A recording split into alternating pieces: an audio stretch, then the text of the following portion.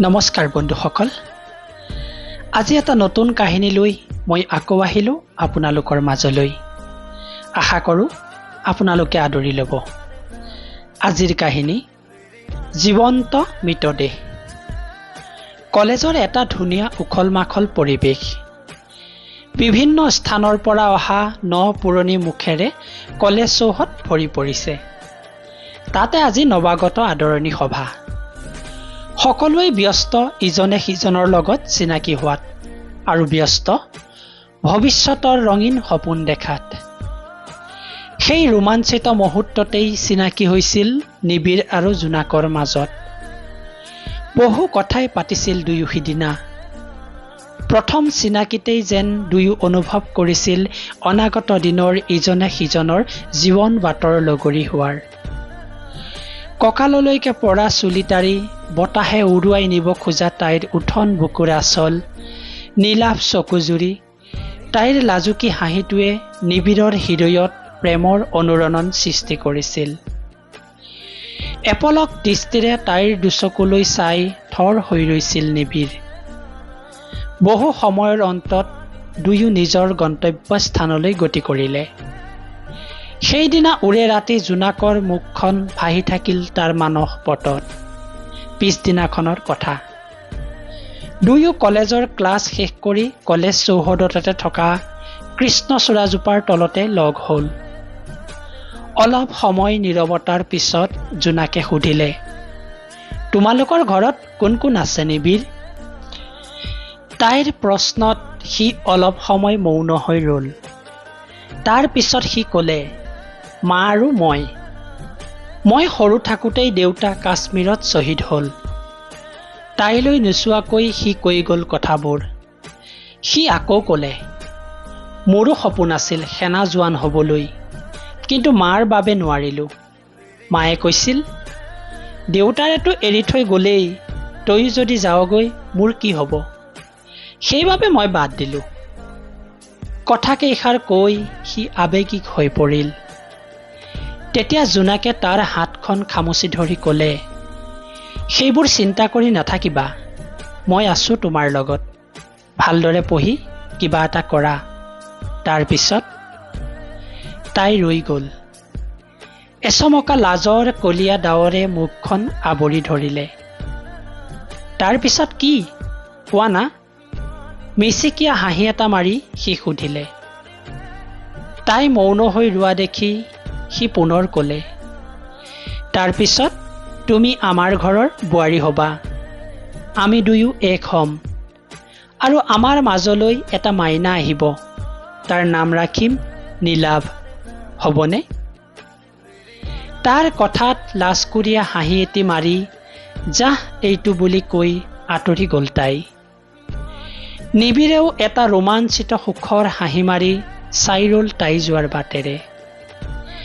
লাহে লাহে সময়বোৰ পাৰ হ'ব ধৰিলে। মৰম, খং, অভিমানৰ মাজেৰে দুয়ো এটা বছৰ পাৰ কৰিলে। প্ৰথম বছৰৰ পৰীক্ষা ইতিমধ্যেই শেষ হৈছে। সেইদিনা ৰাতি নিবিড়ে তাইলৈ ফোন কৰিলে আৰু সুধিলে তাই ঘৰত কেতিয়া যাব। কাৰণ জোনাকৰ ঘৰ মাজুলীত। সেইকাৰণে তাই হোষ্টেলত থাকি কলেজ পঢ়িছে। ইফালে নিবিড়ৰ ঘৰ যোৰহাটতে। দেউতাক শ্বহীদ হোৱাৰ পিছত ডিপাৰ্টমেণ্টৰ ফালৰ পৰা পোৱা ঘৰখনতে মাক আৰু সি থাকে। তাৰ প্ৰশ্নত তাই ক'লে, তোমাক এৰি যাব মনেই যোৱা নাই অ', কিন্তু 3 দিনমানৰ পাছত যামগৈ। মা দেউতাই সোনকালে মাতিছে। তাইৰ কথাত সি আৱেগিক হৈ ক'লে, তেন্তে কালিলৈ আবেলি দুয়ো ফুৰিব যাম, ওলাবা। বহু সময় কথাৰ অন্তত দুয়ো শুই পৰিল। পিছদিনাখনৰ কথা। আবেলি 3মান বজাত সি ফোন কৰিলে আৰু সুধিলে, কি হ'ল নোযোৱা নেকি? ৰাতিপুৱাৰ পৰা ফোন এটাও কৰা নাই যে? কিন্তু সিফালৰ পৰা তাইৰ ৰুমমেট পাহিয়ে ক'লে, আমি হস্পিটেলত আছোঁ, জোনাকৰ এক্সিডেণ্ট হৈছে। খবৰটো পোৱাৰ লগে লগে তাৰ মূৰটো ঘূৰাবলৈ আৰম্ভ কৰিলে।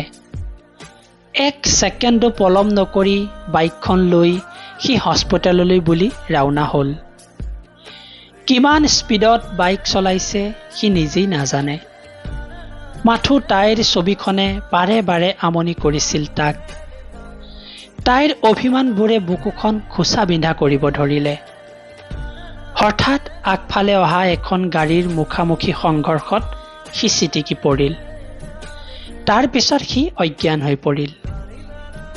যেতিয়া সি সম্বিত ঘূৰাই পালে তেতিয়া সি দেখিলে তাৰ কাষত জোনাক আৰু তাৰ মাক ৰৈ আছে। তাৰ পিছতে সি গম পালে যে আচলতে জোনাকৰ দুৰ্ঘটনাটো নিচেই সামান্য আছিল। কিন্তু সি জ্ঞান ঘূৰাই পোৱাৰ পিছতো তেওঁলোকে তাৰ ফালে চাই কান্দি আছে। জোনাকৰ চকুলে চাই সি গম পাইছে যে তাই ৰাতিটো হোৱা নাই, তাই কান্দি আছে। তেতিয়া সি সুধিলে, তোমালোকে কিয় কান্দিছা? চোৱা, মোৰ একো হোৱা নাই। এই বুলি কৈ সি উঠিবলৈ অবাক হৈ পৰিল। এয়া কি? তাৰচোন ভৰি দুখন নাই। সি থৰ হৈ ৰ'ল। তেতিয়া জোনাকে সৰু ছোৱালীৰ দৰে দৌৰি আহি তাক সাৱটি ধৰিলে আৰু চিঞৰি চিঞৰি কান্দি ক'লে, কিয় এনেকুৱা কৰিলা নিবিৰ? কিয়? মোৰ কাৰণে তোমাৰ এইবোৰ হ'ল। মোক মাৰি পেলোৱা, মই জীয়াই থাকিব নোখোজো। তাই পাগলৰ দৰে চিঞৰিব ধৰিলে। তাৰ পিছতহে সি গম পালে যে দুৰ্ঘটনাত সি ভৰি দুখন হেৰুৱাই আজি এসপ্তাহ ধৰি জ্ঞানহীন হৈ মেডিকেলত পৰি আছে। লাহে লাহে সময়বোৰ পাৰ হৈ গ'ল। জোনাকে তাক এৰি যাব খোজা নাছিল যদিও শেষত তাইও ঘৰলৈ গ'ল। সিহঁতৰ আৰু পঢ়া নহ'ল। সময়ৰ লগে লগে মাকেও এক অচিন ৰোগত আক্ৰান্ত হৈ মৃত্যুক সাৱটি ল'লে। সি এতিয়া একেবাৰে অকলশৰীয়া হৈ পৰিল। ইফালে দুয়ো লগ নোপোৱাও হ'ল। হঠাৎ এদিন জোনাকে ফোন কৰি ক'লে, মই তোমাৰ লগত বিয়া হ'ব খোজো নিবিৰ। মই ঘৰত কথাটো কৈছোঁ, তুমি অকণো চিন্তা নকৰিবা নিবিৰ। মই সদায় তোমাৰ হৈ থাকিব বিচাৰোঁ। তেতিয়া সি ক'লে, ইতিমধ্যে মই কাৰোবাৰ বোজা হৈ পৰিছোঁ জোনাক। আকৌ তোমাৰ বোজা হ'ব নোখোজো। প্লিজ মোক ক্ষমা কৰিবা। তুমি মোক পাহৰি যোৱা। আৱেগিক হৈ পৰিল সি। তেতিয়া তাই ক'লে, তুমি এইবোৰ কি কৈছা? তুমি মোক কি বুলি ভাবিছা নিবিৰ? তুমি ক'লে মই তোমাক পাহৰি যাম? তুমি কেনেকৈ ভাবিলা তোমাক মই এৰি জীয়াই থাকিব পাৰিম বুলি? নিবিৰ, তোমাৰ ভৰি দুখন মই হ'ম, মই। চোৱা নিবিৰ, মোক এৰি নাযাবা প্লিজ। আৰু মোক একো নক'বা, মই জীয়াই থাকিব নোৱাৰোঁ তুমি নহ'লে। বহুত কষ্টৰে মা দেউতাক মান্তি কৰিছোঁ, কান্দি কান্দি কৈ উঠিল তাই।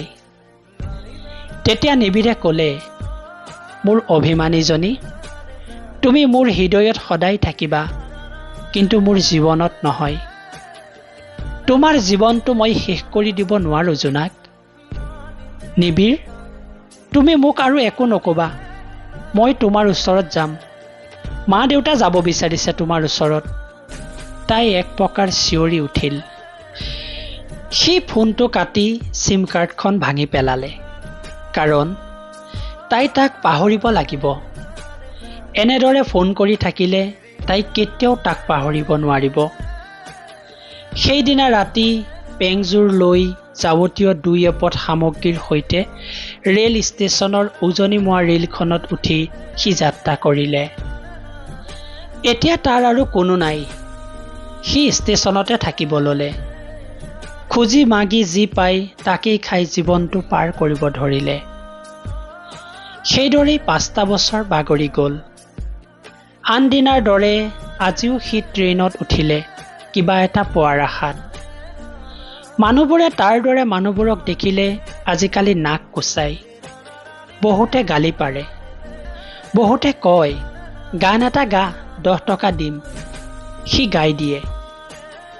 সেইদৰে খুজি খুজি এটা ডবাৰ পৰা আন এটা ডবালৈ গ'ল। সেই ডবাটোতে সৰু ল'ৰা এটাই তাক নিজে আগবাঢ়ি আহি 20 টকা এটা দিলে। মাকে ল'ৰাটোক দিব কৈছে।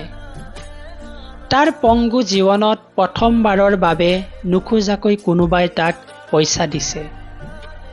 তেতিয়া সি মিচিকিয়া হাঁহি এটা মাৰি সুধিলে, কি নাম তোমাৰ মাইনা?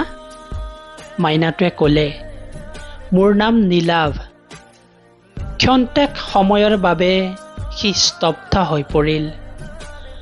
অস্ফুট শব্দেৰে তাৰ মুখৰ পৰা উচ্চাৰিত হৈ উঠিল, নীলাভ।